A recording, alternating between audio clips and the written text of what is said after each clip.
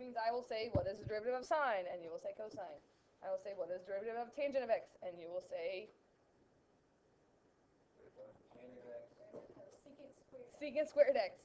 The 6 derivatives that I gave you back in the first half of chapter 3. All right? Then there will be 12 inverse trigs. 6 inverse trigs in terms of x. So it will say, like, what is the derivative of inverse sine of x? And you would say 1 over the square root of 1 minus x squared. All 6 of them. And for everyone but Colton, because he wasn't here yesterday, I wrote all 6 of those out in terms of x, but I don't think they're on the copy of notes I gave you, so we'll write them out. And then there will be 6 inverse trig derivatives in terms of u. And we talked about yesterday, if you learn the u derivatives, you can just make u x on the x ones, right? And then the derivative of u is just 1, so you can still get those. But if I said find the derivative of inverse sine of u, you would write u prime over the square root of 1 minus u squared. 18 problems, 18 points, memorization. Monday.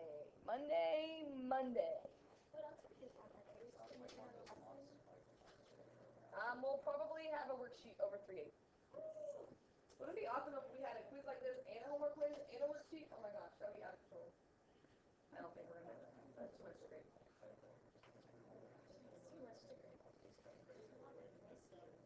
18 points. That should be easy points. Make flashcards. Study these. Learn them.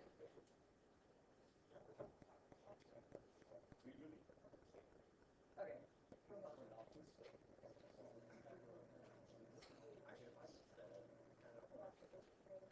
Also remember that next Friday is the cutoff for the AccuPlacer if you are interested in trying to get the dual credit with Ivy Tech.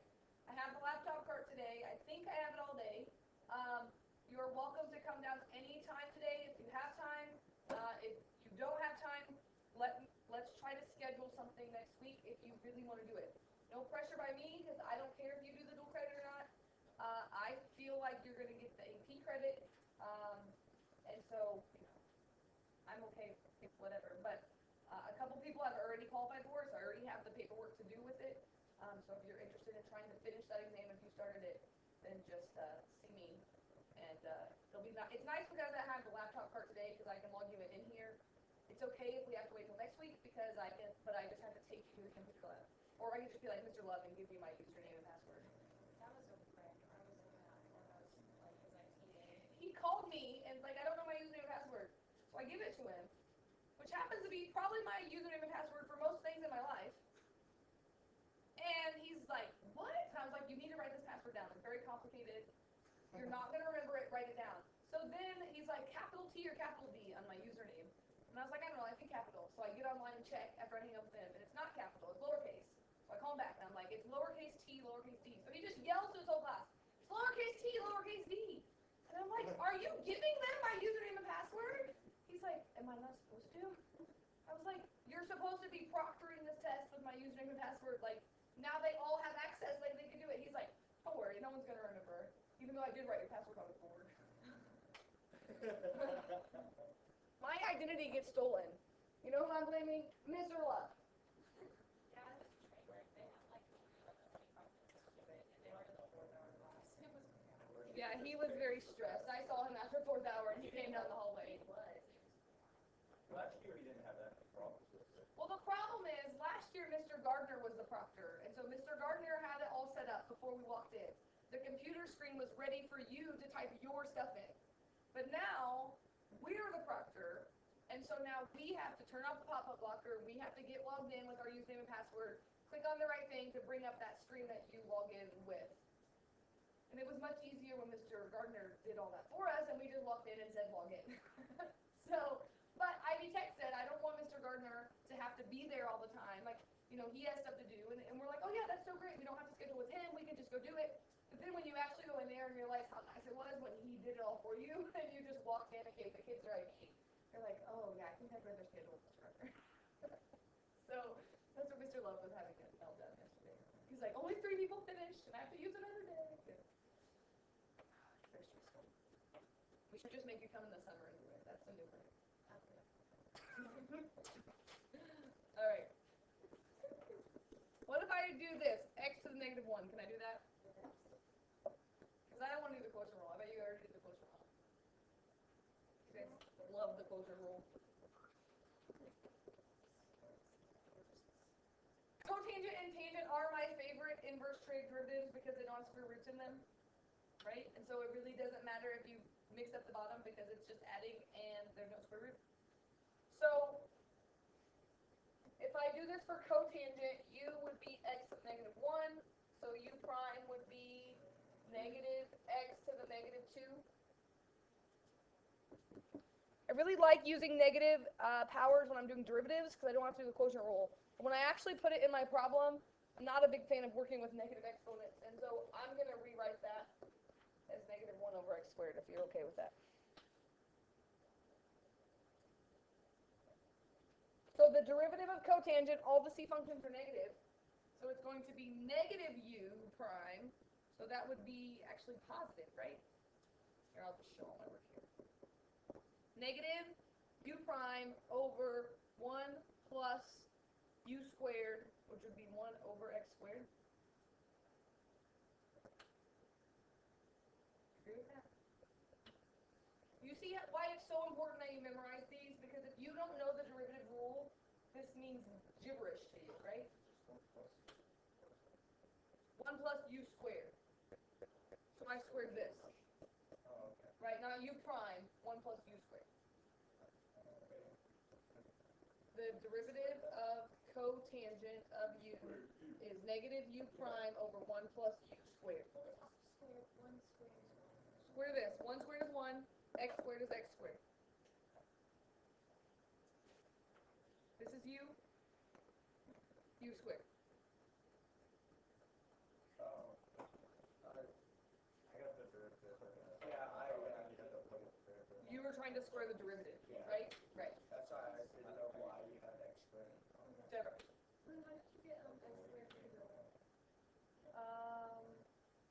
Because if this is u, right? I wrote this as x to the negative 1. And so then I took the derivative with the power rule. Minus, this one's nice because when it's just x, u prime is just 1. So tangent is just 1 over 1 plus u squared over 3x squared.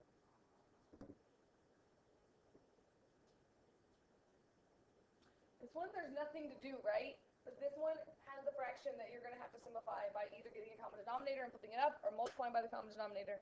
Yes. So if for the first half of that, if you would have left the 1 over x squared as negative, or as x to the negative 2, could you have just moved that to the bottom of that fraction, and would that just multiply out there, or how would that work? Like, why is it making another fraction instead of just moving to the bottom of the bound? Yeah. I mean, and really, that's the same thing. If you see, I went back to fractions because I just work better like that than with the negative exponents.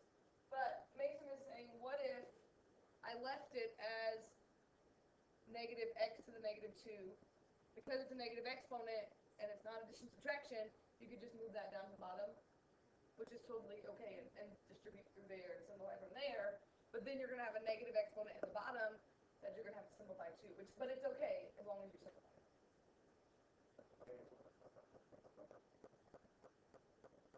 I say this first. This is going to be positive, right? You have a couple options here. Someone, I don't remember, maybe Jessica, we were talking yesterday. We talked about how if this is a fraction, like you can just move this to the bottom, like that's how it's always going to work. If it's just something over something, it simplifies out that just goes to the bottom. If you recognize that. If you don't recognize that, you can get a common denominator here and you can flip it up. I really, especially when it's an x squared in the top and the bottom, I'm really a big fan of just multiplying the top and the bottom by x squared because I'm allowed to do that because I'm really just multiplying by 1 and it's going to cancel out. What I did notice on the homework quiz or worksheet or something that I graded, a lot of people that did this didn't distribute it to the stuff that didn't have a fraction. And so that's going to give you the wrong answer. So if you're doing this, you have to make sure that you do this to everything. In the top, it works out really nice that I would just get 1. In the bottom, x squared times 1 is x squared. X squared times 1 over x squared is just going to give me plus 1 to the bottom. Do you agree with me on that? Same thing I would get if I just moved that to the bottom. Same thing I would get if I got a common denominator here and then flipped up and multiplied by the reciprocal. Like, it's all the same thing, it's just whichever way makes the most sense to you. Does this equal 0? Yeah, it's really disappointing. I think I feel like I've done something wrong. We really like when derivatives equal 0, because remember that means it's like a turning point. We really do like that. Is it like that because there's like numbers like 1 over x is the inverse of x? Is that why? And then those are the inverse functions of each other, so is that why it always equals 0? Yeah, because if it would have just been x and x, it wouldn't have equaled 0 because this one would have been negative, you see what I'm saying? But because it's kind of two inverses, it does kind of work out, so that's why they cancel each other out. Alright. I could have given you that yesterday. It just ran out of time, so.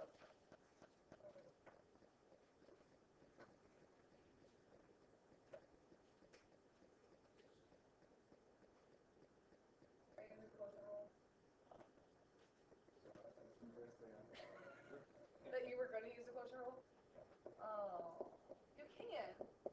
I just never do the quotient rule when it's a number over a letter, one thing over one thing, because I know I can just write that as 2x to the negative 1, and I can save myself a lot of time. We talked about using U substitution back with the chain rule, and I said I wasn't really a big fan of it. But with something like this, it's not a bad idea to write out what your U is, because in the formula it has U in it. So would that be negative 2x to the negative 2?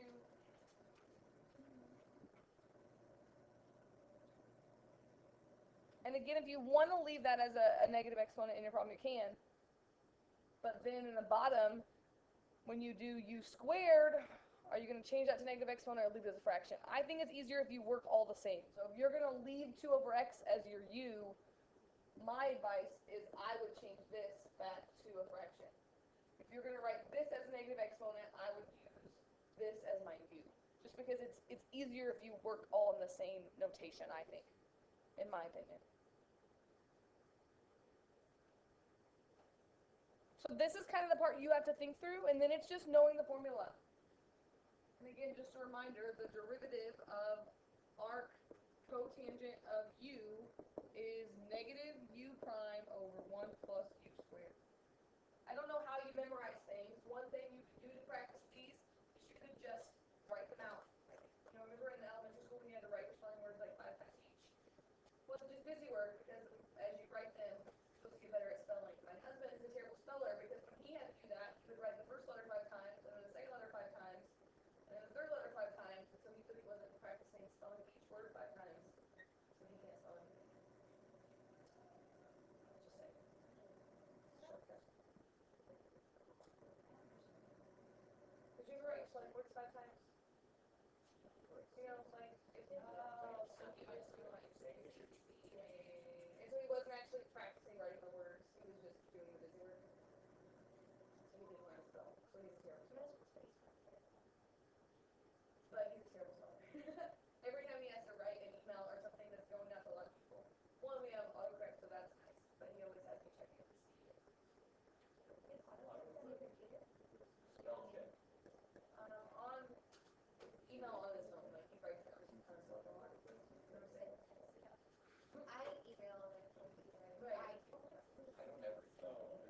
nothing really long. I feel like you guys are at the age now that you don't email as much because you can move on to other technology. But when you get to college, you will be emailers because if you take classes, you have to submit assignments through email usually, and you have to get grades through email, and you will become emailers when you get to Like, it's crazy to me when I find out that students don't email, but you know, for the most part, but usually you go to college.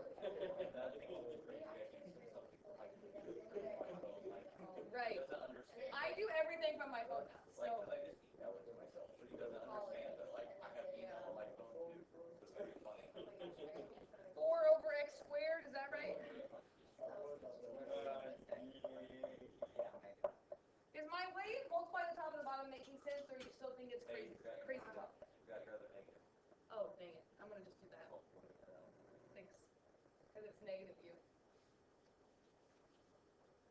So I like to do this. I'm just going to say x squared over x squared, so I get 2 over x squared plus 4. However you do it. Do not leave a fraction in a fraction.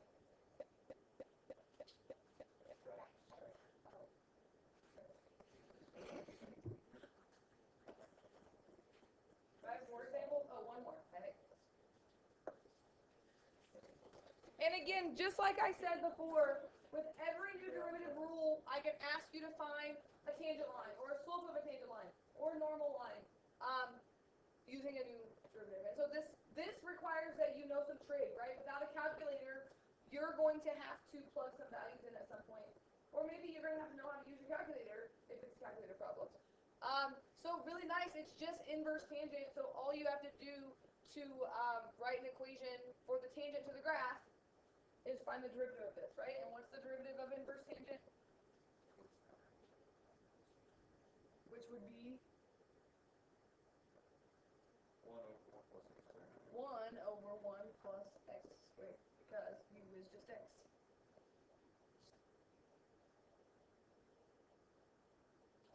So if I want to find the slope of this tangent line, I'm just going to plug 2 in here, right?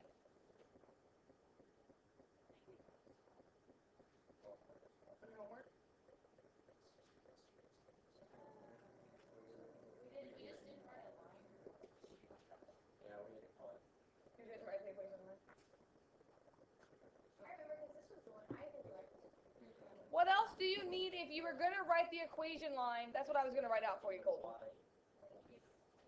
You need a y. How do I find the y if I know x is 2?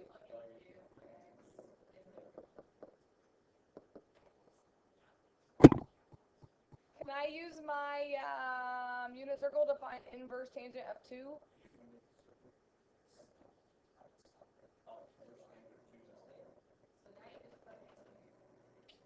So this would be a calculator problem, which means we're going to get a pretty ugly answer here in terms of decimal. If this would have been something from my unit circle, then this would be a no calculator problem. And I will tell you, on the free response the last 2 years, there has been a no calculator problem checking that you know some basic trig. So And I was freaking out. I'm like, I don't see any derivative if it's true. I'm like, geez, am I doing this wrong? I thought it's not.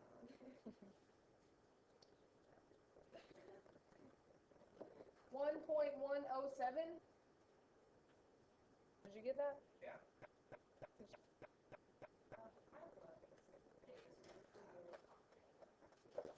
I did too. Yeah, and then you I'm not going to break down the cause of that next problem. Yeah.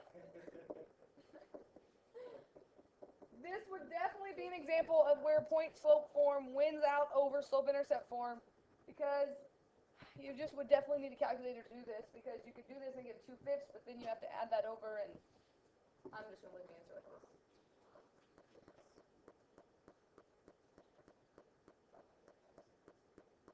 You can't use that on AP exam, so you should be using a graph calculator.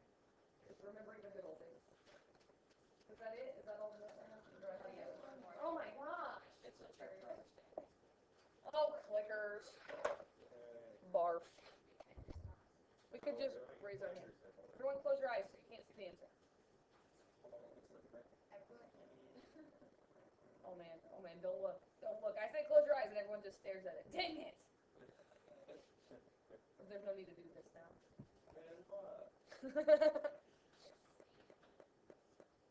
No. What? Where's the clickers? We're not doing it because everyone just looked at the answer. We don't just have to do it. You could just, I don't know, we should have some sign language for A, B, C, D. Like, A, B, C, D. That would be much quicker than clickers. A, B, C, D. I didn't even look at the problem. I really didn't realize how easy it was. And really, all of the denominators are right. You just have to look at this. Like, all the denominators are the same. So if you know the formula, u prime is 3. Is it negative or positive? It's positive. So C. D is the right answer.